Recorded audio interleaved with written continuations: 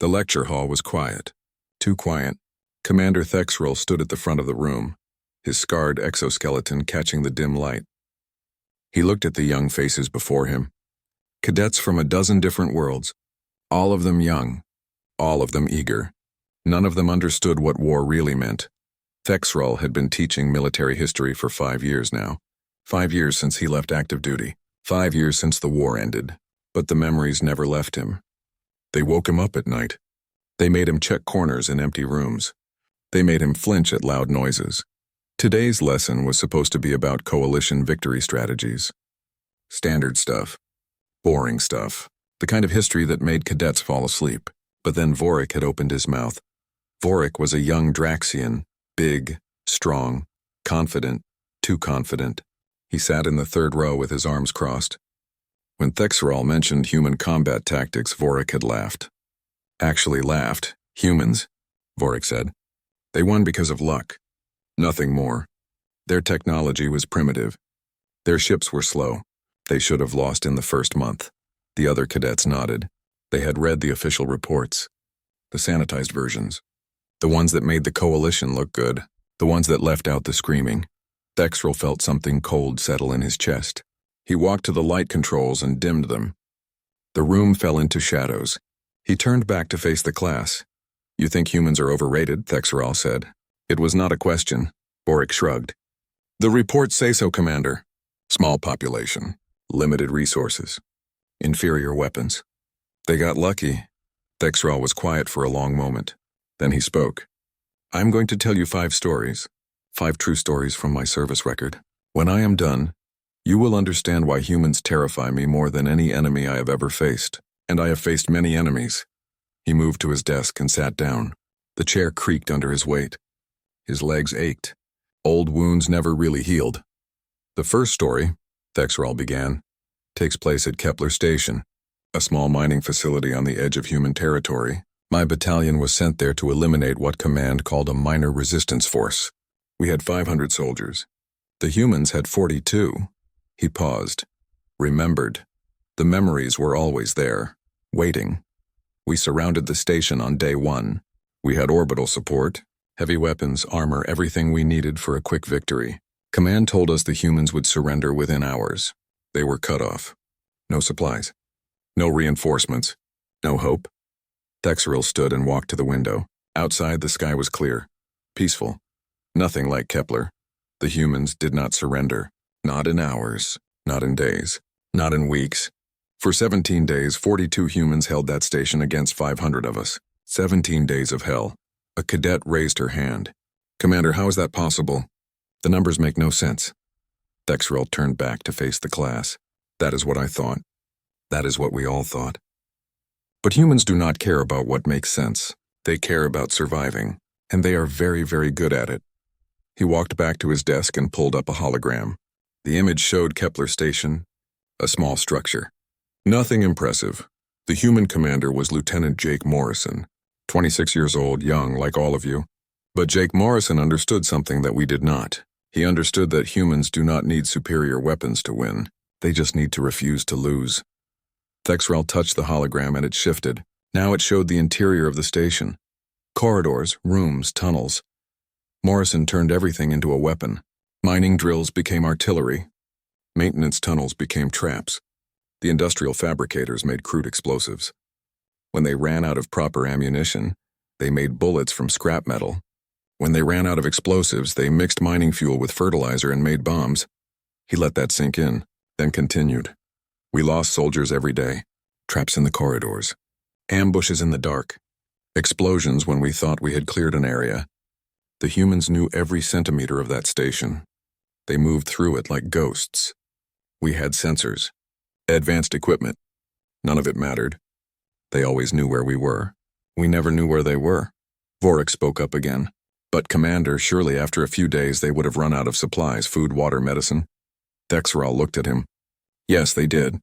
On day 4, our intelligence said they had no more food. On day 7, no more water purification tablets. On day 10, no more medical supplies. But they kept fighting." He pulled up another image. A human female, young, determined looking. "This is Private Lisa Hammond. On day 12, she took shrapnel from one of our grenades. It broke her leg. Compound fracture. The bone was sticking through the skin. Any rational being would have gone to the medical bay, would have stopped fighting. Lisa Hammond fought for 6 more hours with that broken leg. She only stopped when Morrison personally ordered her to get treatment. The classroom was completely silent now. Even Vorik had stopped looking confident. "We tried everything," Thexrell said. "We cut their power. They fought in the dark. We cut their air supply. They sealed off sections and rationed oxygen. We hit them with psychological warfare broadcasts. They sang songs back at us.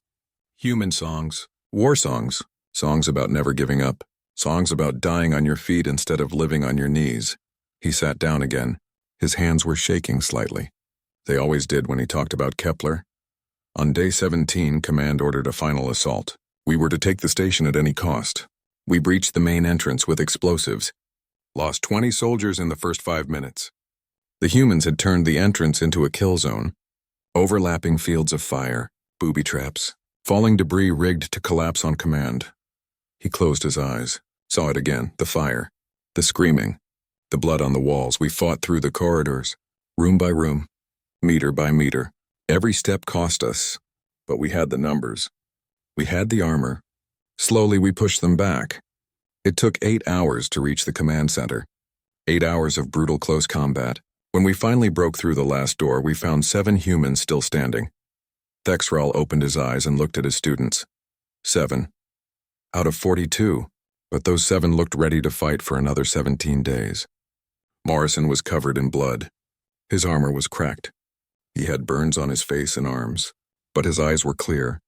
His weapon was steady, and he was smiling.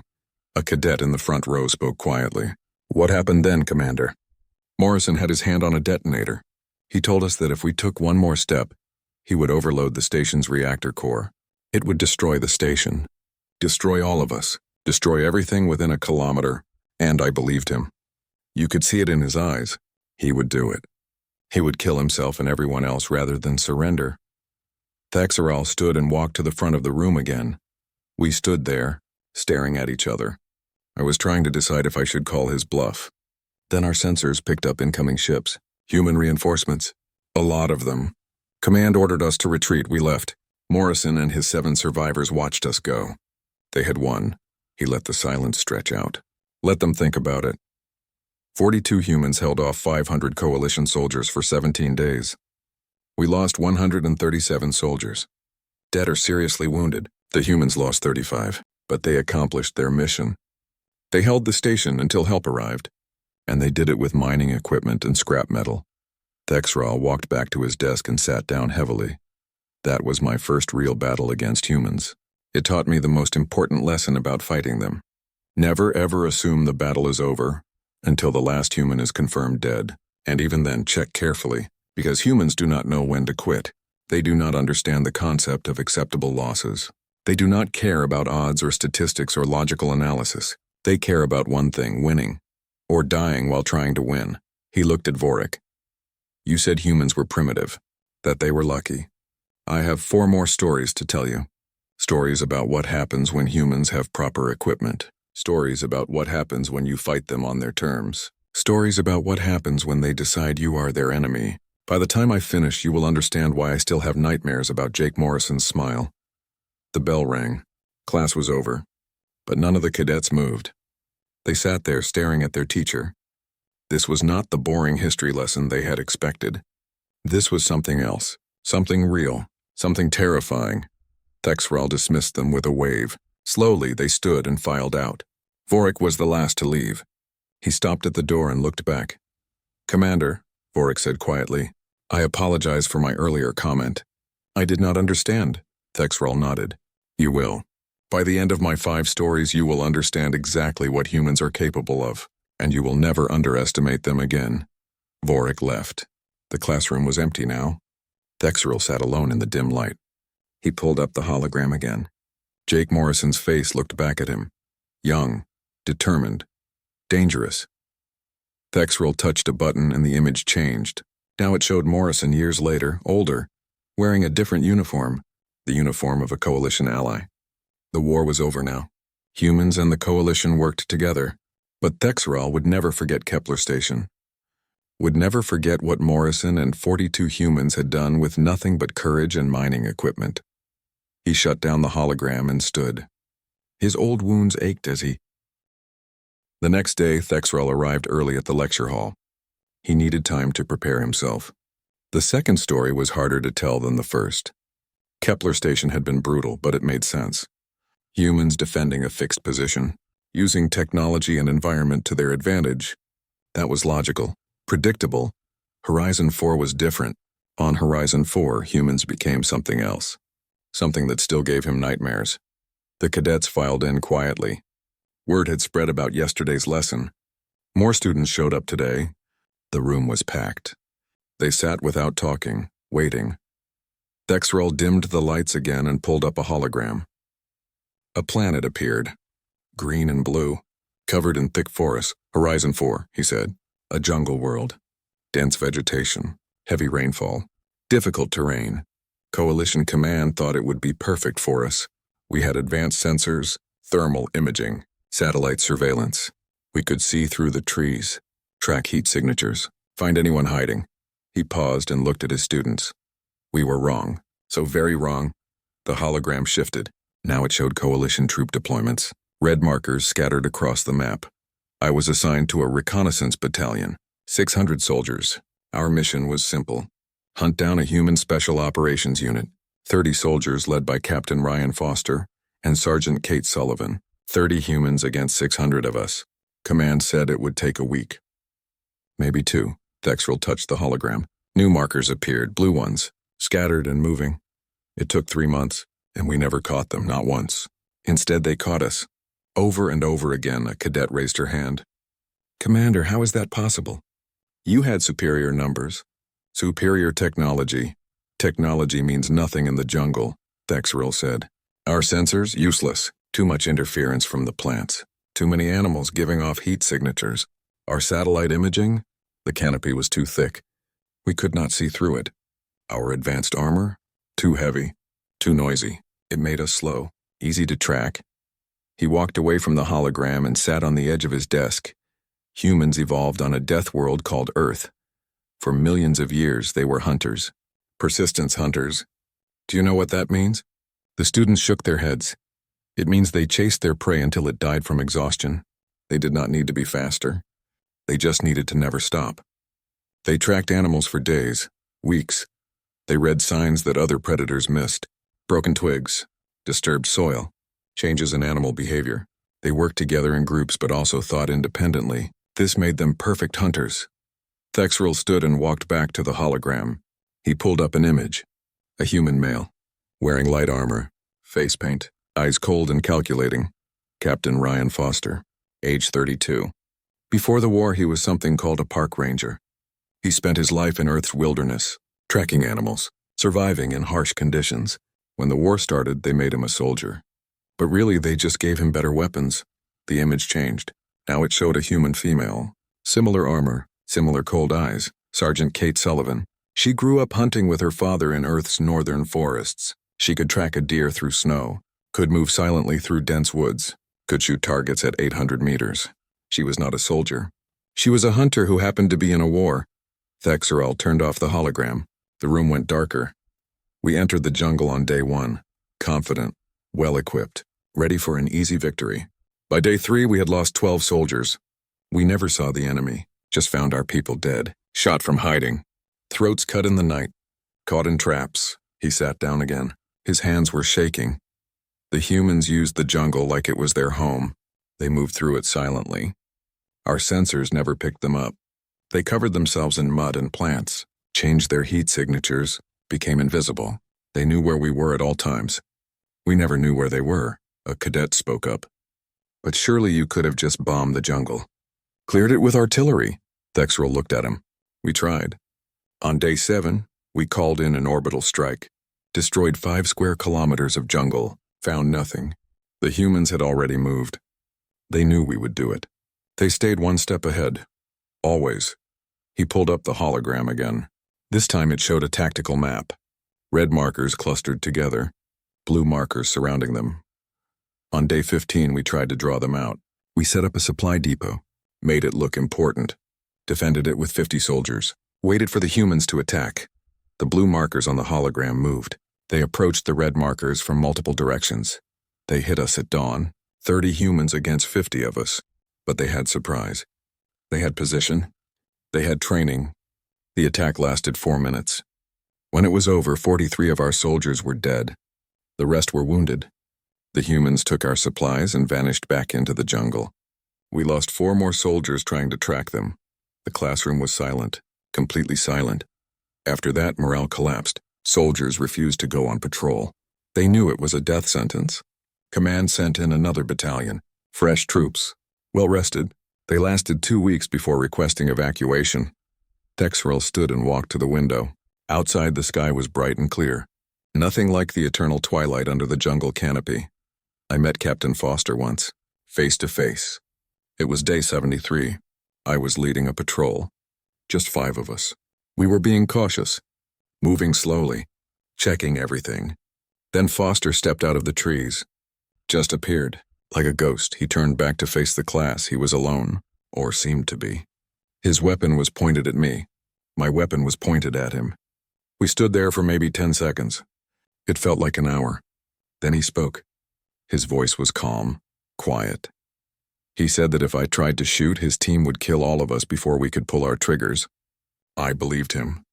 I could feel eyes on me. From the trees. From the shadows. The humans were everywhere, watching, waiting. Texrel sat down heavily. Foster told me to deliver a message to my commanders. He said that humans would never surrender their worlds. That we could send 1 million soldiers and it would not matter. The jungle was their home now. They would fight until every last human was dead. Then he smiled. It was not a happy smile. It was the smile of a predator. And I understood something terrible. We were not the hunters. We were the prey. He looked at his students. Young faces. Scared now? Good. They should be scared. Foster lowered his weapon and stepped back into the trees. Just vanished, like he was never there. I ordered my patrol to fall back. We walked out of that jungle slowly, carefully, expecting an attack at any moment. It never came. Foster had made his point. He could have killed us all, but he let us live, so we could tell others what we had seen. Texrel pulled up the hologram one last time. The tactical map showed coalition forces withdrawing from Horizon 4. Command ordered a full withdrawal on day 90. We lost 370 soldiers on Horizon 4. The humans lost 8. 8. And most of those were from accidents and disease, not combat. 30 humans had defeated 1,200 coalition soldiers over 3 months. They did it without advanced technology. Without air support, without reinforcements. They did it because the jungle was their natural environment. And humans in their natural environment are the most dangerous thing in the galaxy. He turned off the hologram and turned on the lights. The sudden brightness made everyone blink. Humans evolved as predators on a world that tried to kill them every day. They developed abilities that no other species has. They can survive with less sleep. They can go days without food. They can track prey across any terrain. They can adapt to any environment. And most importantly, they can work together while still thinking independently. This makes them impossible to predict. Impossible to trap. Impossible to defeat in guerrilla warfare. Boric raised his hand slowly. Commander, you said this was your second story. Are the others worse than this? Texrel looked at him for a long moment. Yes, the third story is about human mercy. About what happens when you capture them. About what you learn from their prisoners. That story will confuse you more than frighten you, because humans are not just killers. They are also the most compassionate beings you will ever meet. And that contradiction is more terrifying than any weapon. The bell rang. Class was over. But again, no one moved. They sat there processing what they had heard. Finally, slowly, they began to stand and leave. Texrel watched them go. He could see it in their faces. The understanding was beginning to dawn. Humans were not lucky. They were not primitive. They were something far more dangerous. They were survivors. And survivors never gave up. When the room was empty, Texrel sat alone in the silence. He pulled up an image on his personal device. It showed Captain Foster years after the war. Older now. Wearing civilian clothes. Standing in a forest on Earth with his family. Smiling. A real smile this time. Not the Predator's smile from Horizon 4. Texrel had met Foster again at a peace conference. They had talked for hours. Foster was different in peace. Kind, thoughtful, funny. Nothing like the cold-eyed hunter from the jungle. But Thexrel knew the truth. The hunter was still there, hidden beneath civilization, waiting, always waiting. Because you cannot remove millions of years of evolution. You can only cover it with manners and laws and peace treaties. He put the device away and stood. Tomorrow he would tell the third story. Thexrel stood at the front of the lecture hall and looked at his students. The room was even more crowded today. Word was spreading through the academy. Students from other classes were showing up. Some stood in the back. Others sat on the floor. Everyone wanted to hear the stories about humans. He dimmed the lights without speaking. The crowd fell silent immediately. Waiting. My third story, Thexrel began, is different from the first two. It is not about human ferocity in battle. It is not about their skills as hunters. It is about something that confused me more than anything else I witnessed during the war. It is about human mercy. He pulled up a hologram. It showed a moon, small, barren, nothing special. Sanctuary moon, neutral territory. Year 7 of the war. After years of brutal fighting, both sides agreed to a prisoner exchange. It was supposed to be simple. We would return their prisoners. They would return ours. Everyone goes home. The hologram changed. Now it showed transport ships arriving at a landing pad. I was assigned to the security detail. My job was to oversee the coalition prisoners being returned to us. I expected to find broken soldiers, men and women defeated by human captivity. That is what usually happened when our people were captured. Humans broke them with interrogation, with psychological pressure, with isolation. He paused, remembered. Instead, I found soldiers who looked better than when they were captured, healthier, calmer. The humans had fed them well, gave them medical care, treated them with respect. I did not understand. Why would they do this? Why be kind to your enemies? A cadet raised his hand. Commander, maybe it was a trick. Maybe they wanted to seem civilized. Thexrel shook his head. No, it was not a trick. I thought the same thing at first. But then I saw the human prisoners being returned to them. The hologram changed again. Now it showed humans walking off a coalition transport ship. They looked thin, tired, some had scars. But they walked with their heads high, shoulders back, unbroken. Colonel Helen Reeves led them. She had been captured 2 years earlier during a battle at Theta Station. She was held in one of our detention facilities, a place designed to break prisoners, to make them cooperate, to extract information. He pulled up an image. A human female, middle-aged, gray in her hair, but her eyes were clear and sharp, defiant. Colonel Reeves spent 2 years in that facility, 2 years of minimal food, constant questioning, psychological pressure. But when she walked off that transport ship, she stood straight. She looked at me with those clear eyes and nodded, like she was greeting an equal, not an enemy, not a captor, an equal. Thexrel walked away from the hologram and sat on the edge of his desk. I learned later what happened in that facility. Reeves kept her people together. She maintained discipline. She organized them, made sure everyone got their fair share of food, made sure the weak were protected, made sure morale stayed high. She turned a prison into a military unit. And she never broke, never cooperated, never gave up information. He stood and walked back to the hologram, changed the image. Now it showed a young human male in a medical uniform, Lieutenant Nathan Hayes, a medic, captured while treating wounded soldiers during a firefight. He was held in the same facility as Reeves, but his story is what changed everything I thought I knew about humans. Thexrel looked at his students. They were leaning forward, listening carefully. A plague broke out in the facility. It affected coalition prisoners too. Different species kept in different sections. But the disease spread through the ventilation system. It was deadly, fast, painful. Our medical staff could not stop it. He sat down again. His hands were steady now. This story did not make them shake. It just made him sad. Lieutenant Hayes volunteered to help. He was a prisoner. He had every reason to let us suffer, to let our soldiers die, but he did not. He asked to be transferred to the medical wing, asked for permission to treat coalition soldiers alongside his own people. Vorik spoke up. Why would he do that? They were his enemies. That is what I asked him. Years later, after the war, we met at a medical conference. I asked him directly, why did you help us? Why did you save coalition soldiers when they were holding you prisoner? Thexrel looked at Vorik.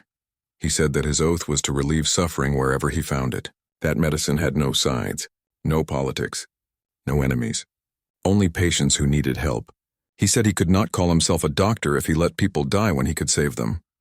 The classroom was silent. Hayes worked for 3 weeks straight, barely slept, barely ate. He treated human prisoners and coalition prisoners with equal care. He saved over 60 lives.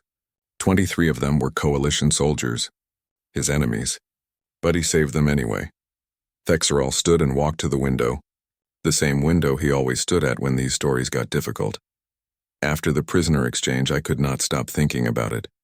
How could the same species that fought so viciously at Kepler Station also show such mercy? How could the same people who hunted us through the jungles of Horizon 4 also heal their captors? He turned back to face the class.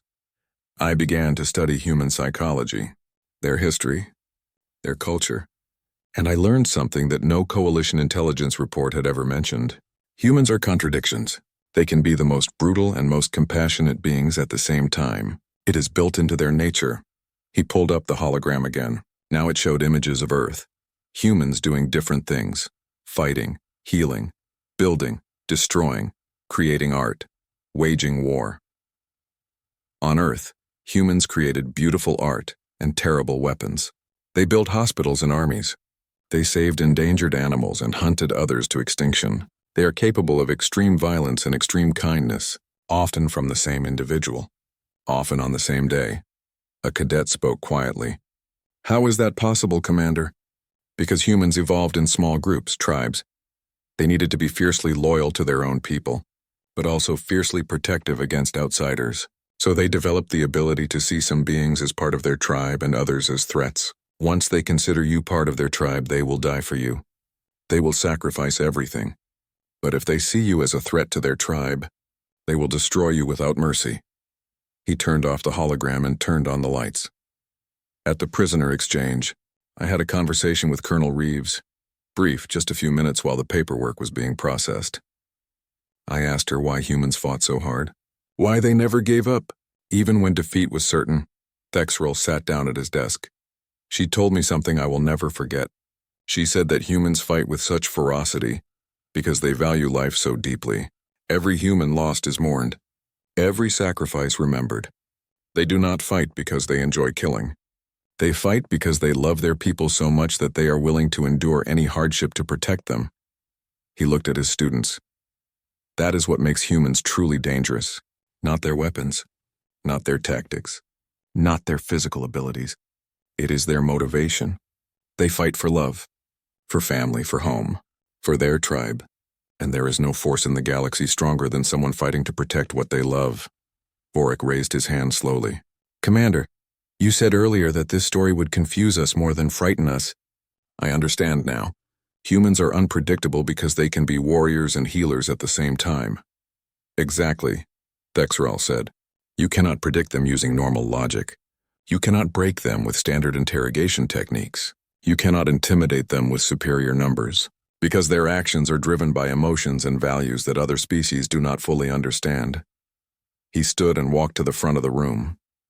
After the prisoner exchange, Coalition Command tried to use this knowledge. They thought if humans valued life so much, we could threaten civilians, force them to surrender by targeting their families, their cities. The room went very quiet. Everyone knew where this was going. It did not work the way Command expected. Threatening human civilians did not make them surrender.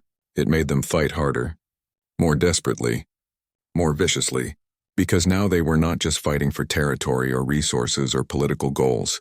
They were fighting for survival, for their families, for their children. And humans fighting for their children are the most dangerous force in the universe. Thexerol walked back to his desk and sat down. My fourth story is about that.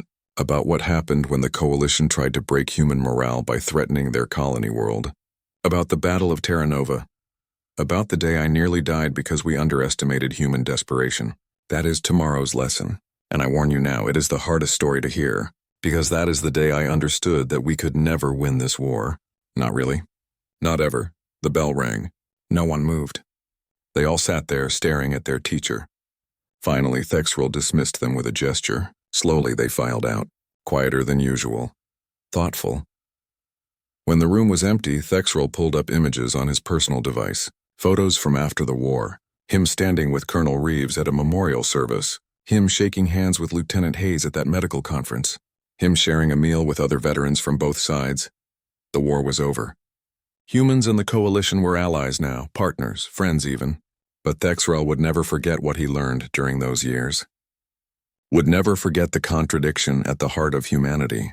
They were killers and healers, warriors and peacemakers, brutal. Thexrel arrived at the lecture hall before dawn. He needed time. Time to prepare himself for telling this story. The story of Terra Nova.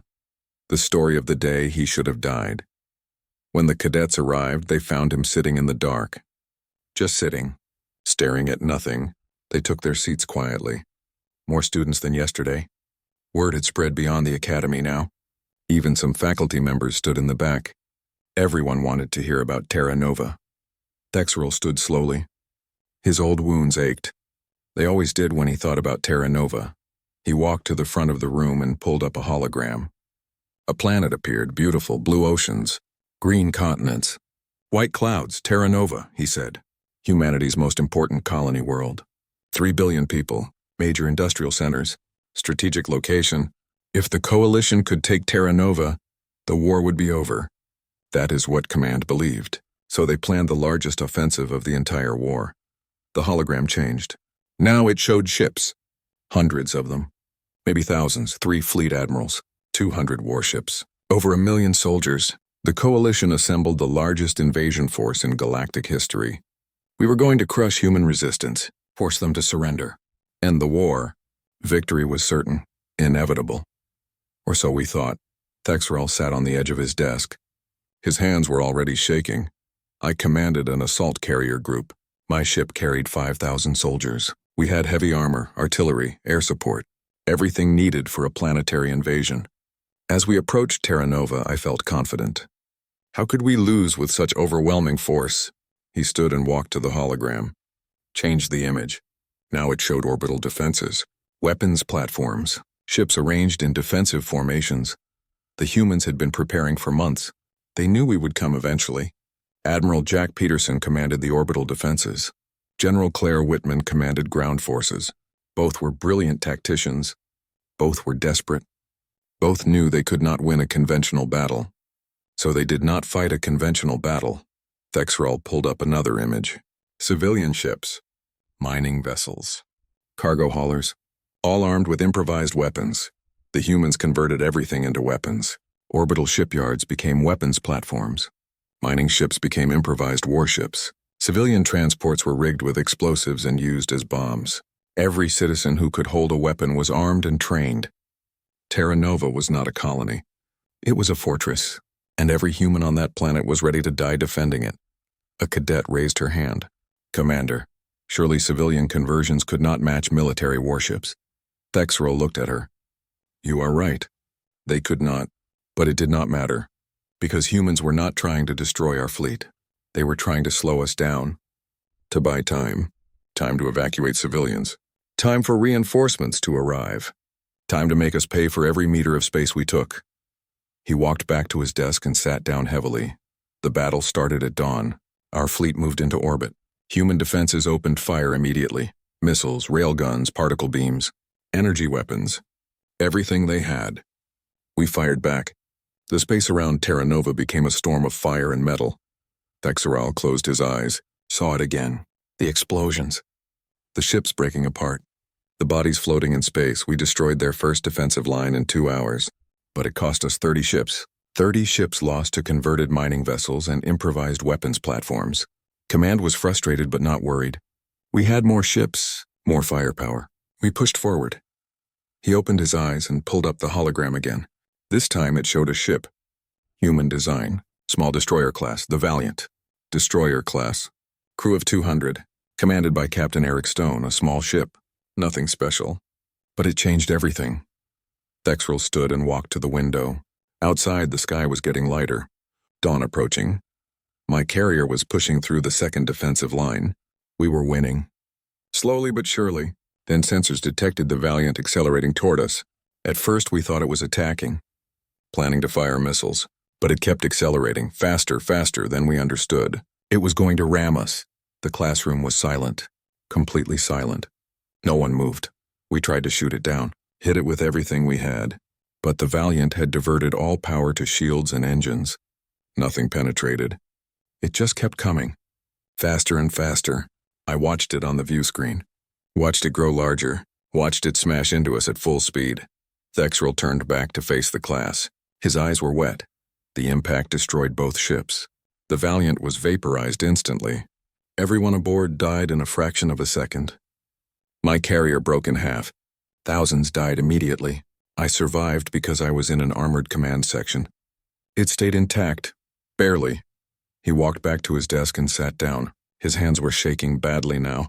I floated in space for 6 hours waiting for rescue. 6 hours in a damaged section with failing life support. 6 hours thinking about what I had just witnessed. Captain Stone and 200 crew members chose certain death. They sacrificed themselves to destroy one carrier. One ship out of 200. Vorik spoke quietly. Why would they do that, Commander? One carrier would not change the outcome of the battle. Thexrel looked at him. That is what I wondered. For 6 hours I thought about it. Why throw away 200 lives for one ship? Then I accessed the tactical network on my damaged suit. I saw what was happening on the planet's surface. Civilian transports were evacuating people from the major cities. Thousands of ships. Millions of people. And my carrier was supposed to intercept them. The Valiant bought those civilians time to escape. Captain Stone traded 200 military lives for millions of civilian lives. It was not about tactics. It was about saving innocents.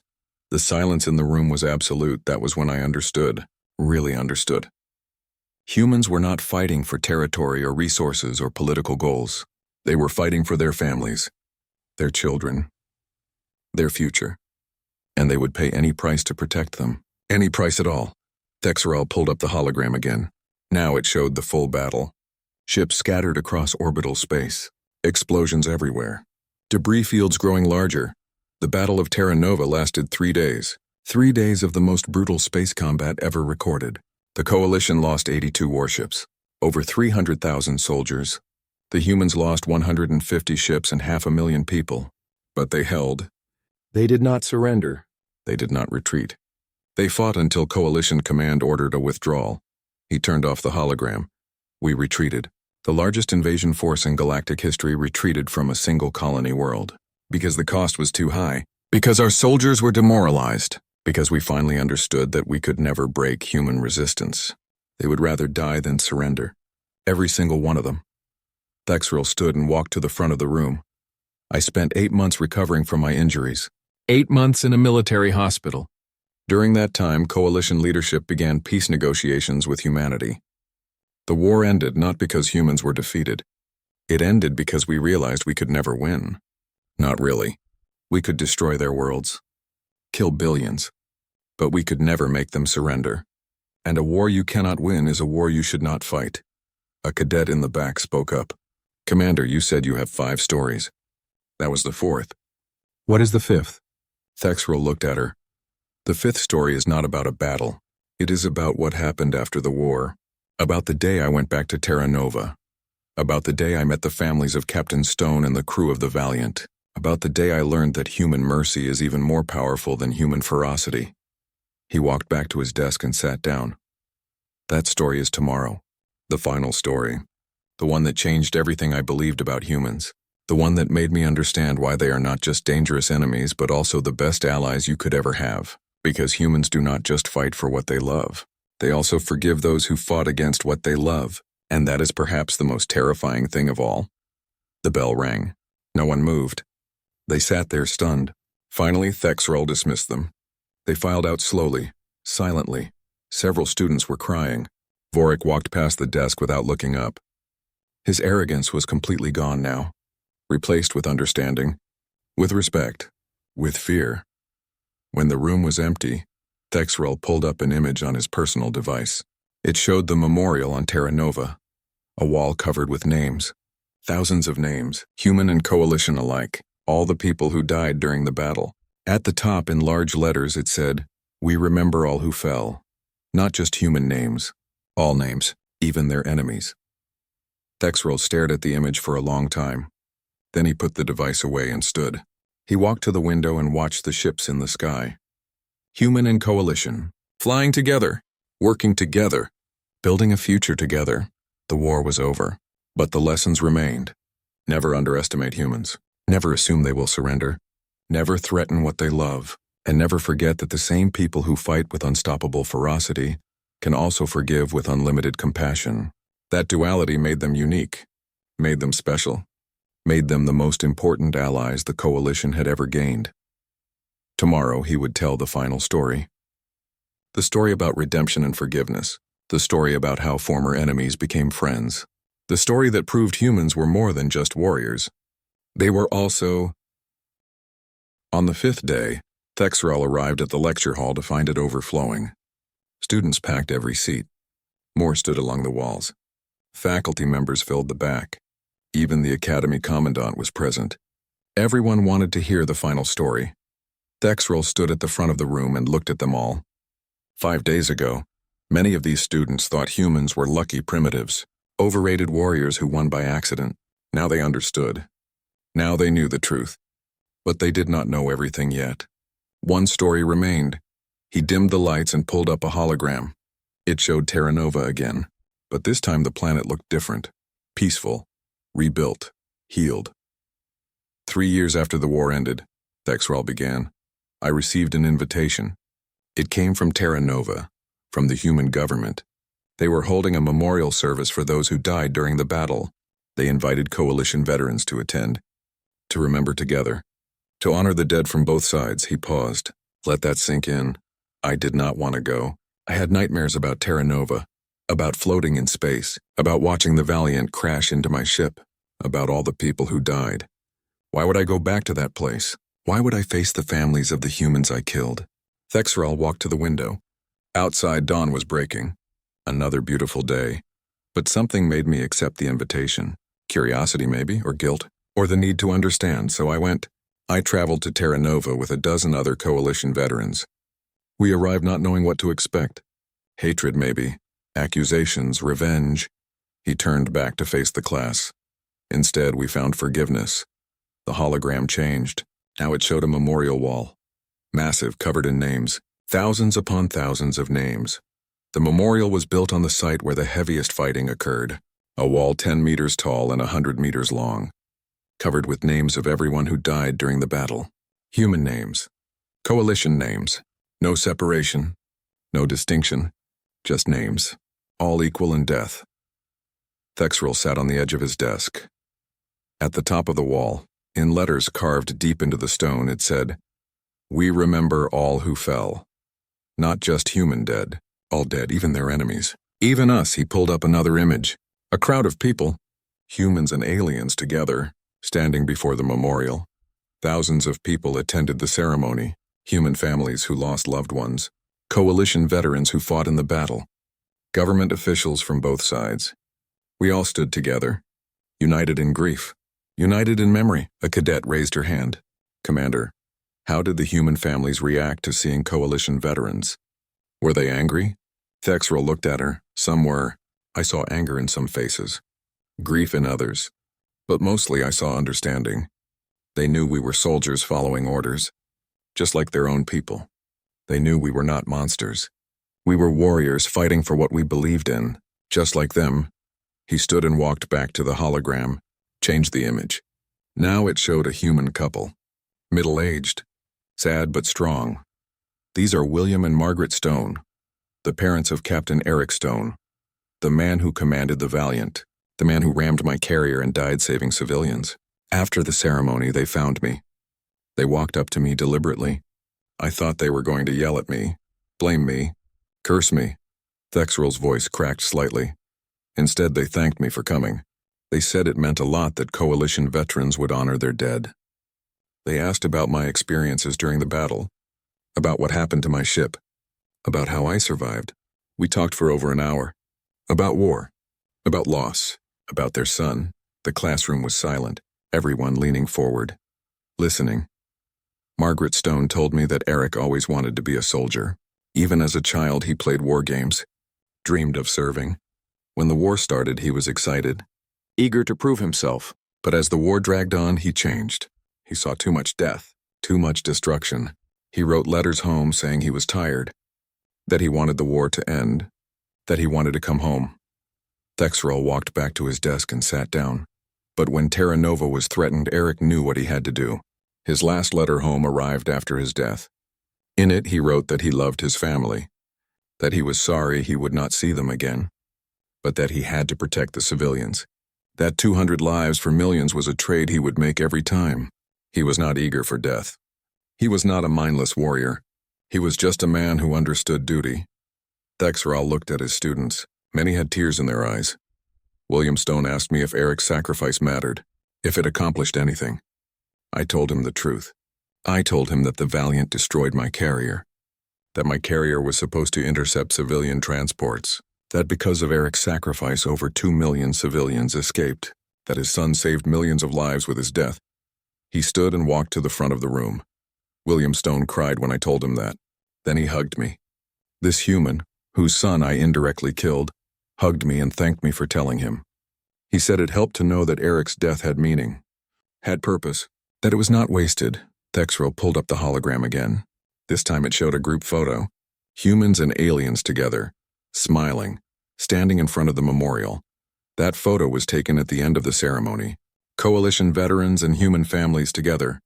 Former enemies, now united by shared grief and mutual respect. I am in that photo, standing next to William and Margaret Stone, next to Admiral Jack Peterson, who commanded the orbital defenses, next to General Claire Whitman, who led ground forces, next to Captain Ryan Foster from the jungle of Horizon 4, next to Colonel Helen Reeves from the prisoner exchange. All of us together, all of us remembering. Vorik spoke quietly. Commander, how is that possible? How can humans forgive so easily? After so much death? Thexrel looked at him. Because humans understand that holding hatred only creates more suffering. They mourn their dead. They remember the sacrifices. But they do not let grief turn into endless revenge. They choose to move forward, to build instead of destroy, to forgive instead of hate, not because they are weak, but because they are strong enough to let go. He sat down at his desk one final time. That day on Terra Nova changed me. I understood finally what makes humans truly unique in the galaxy. It is not their ability to fight. Many species can fight. It is not their stubbornness. Many species are stubborn. It is their capacity for both extremes. They can be the most brutal warriors and the most forgiving friends. They can destroy you utterly and then help you rebuild. They can hate you in war and love you in peace. Thexrel looked around the crowded room, at all the young faces, all the students who came to learn about human warfare, who expected tales of glory and heroism, who got something much different, much more real. These are my 5 stories about fighting humans, 5 lessons learned in blood and fire and eventually in peace. Never underestimate them. Never assume they will surrender. Never threaten what they love.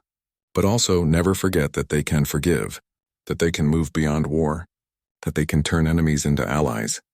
He stood for the last time. The war is over now. Humans and the coalition work together. We face new threats together. We build a future together. And I am grateful for that. Because having humans as enemies is terrifying, but having them as friends is the greatest gift the galaxy could receive. They will fight for you with the same ferocity they once fought against you. They will protect you with the same determination they once used to resist you. They will die for you just like Captain Eric Stone died for strangers he never met. Thexrel walked to the window and looked out at the sky. Ships passing by. Human and alien. Together. So when you leave this academy and begin your military careers, remember these stories. Remember Kepler Station and Lieutenant Jake Morrison. Remember Horizon 4 and Captain Ryan Foster.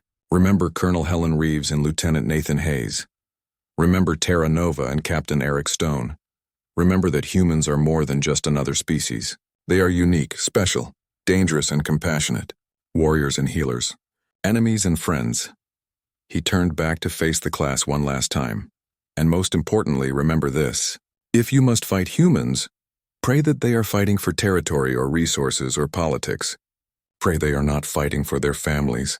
Because humans fighting to protect what they love are unstoppable, absolutely unstoppable. That is what makes them terrifying. That is what makes them bone-chilling, and that is what makes them the best allies the Coalition has ever had. The bell rang, but this time it felt different, final. The end of something important. Slowly, the students stood. They did not rush out. They filed past Thexerel's desk quietly. Many nodded respectfully. Some thanked him for the lessons. Vorik stopped and looked at his teacher. "Commander," Vorik said, "I was wrong. About everything. I understand now why you have nightmares, why you still check corners, why you flinch at loud noises. Thank you for teaching us the truth." Thexerel nodded. "You are welcome. Just remember what you learned here. And if you ever have the honor of serving alongside humans, treat them with respect. Treat them as equals, and they will move mountains for you." Vorik nodded and left. The room slowly emptied. Even the commandant left without speaking, just giving Thexerel a respectful nod. When everyone was gone, Thexerel sat alone in the empty lecture hall. He pulled up the group photo from Terra Nova again, stared at it for a long time, at all those faces, human and alien, former